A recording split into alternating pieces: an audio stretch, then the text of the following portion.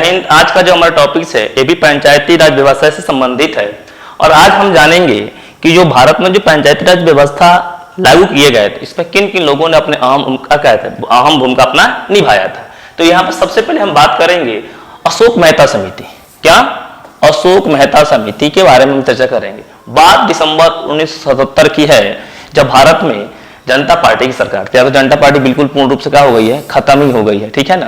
तो हम जानते हैं कि जो भारत में जो जनता पार्टी की सरकार थी उसमें एक काफी पढ़े लिखे आदमी थे और जो IAS अधिकारी भी थे, उनका नाम था अशोक मेहता। अशोक मेहता के अध्यक्षता में पंचायती राज व्यवस्थाओं पर एक समिति गठन किया गया और उनमें समीक्षा करने के लिए दिया गया कि ऐसा आप रिपोर्ट तैयार कीजिए कि भारत में जो है एक पंचायती राज व्यवस्था को काफी मौजूद तरीके से मजबूत किया जा सके। तो उन्होंने काफी लंबे समय तक यानी 1 साल तक उन्होंने देश के अलग अलग राज्यों में गांवों में घूमा और उन्होंने क्या किया, एक रिपोर्ट बनाया और उन्हें बताया कि देश की पंचायती राज व्यवस्था को अगर पुनः पुनर्जीवित करना है यानी फिर से इसको मजबूत स्थिति में करना है तो उन्होंने 132 सूत्रीय फॉर्मूला दिया, यानी 132 विचार दिए अपना कि अगर इस काम पर जो है काम किया जाएगा तो हमारी पंचायती राज व्यवस्था काफी अच्छा होगा, जिससे देश के जो गांव है वो हमारा क्या होगा, काफी उन्नत हो जाएगा। मतलब हम जानते हैं कि भारत में जो है आप लोग को जो 5 सड़क अभी के डेट में देखा जाए तो 5 लाख से अधिक का है गांव में, भारत में क्या है, गांव है।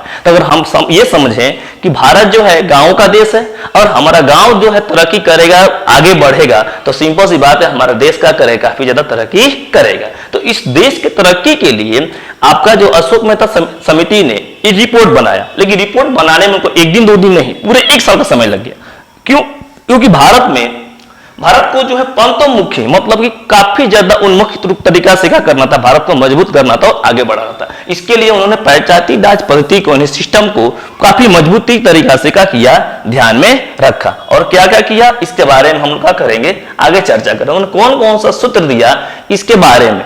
ऐसे तो उन्होंने 132 सूत्र दिए, लेकिन हम यहाँ पर कुछ जो है उनका जो दिया हुआ कुछ प्रमुख सूत्र है हम उनके बारे में बात करें। प्रमुख सूत्र का मतलब हुआ कि उन्होंने मेन कैसे कौन कौन से बातें बताई, अगर जिसको सरकार जो अगर लागू कर देगी तो भारत सरकार जो है पूरे गांव को यानी पूरे भारत को काफी ज्यादा क्या करेगी, डेवलप कर देगी, विकसित कर देगी, ठीक है।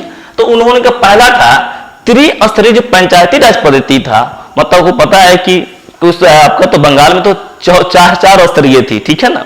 तो यहां पर हम बात करते हैं जो त्रिस्तरीय 3 लेयर जो पंचायती राज पद्धति थी, उन्होंने कहा कि नहीं ये 3 लेयर नहीं रहेगा, ये 2 लेयर होना चाहिए, 2 स्तर पर बांटना चाहिए। कैसे?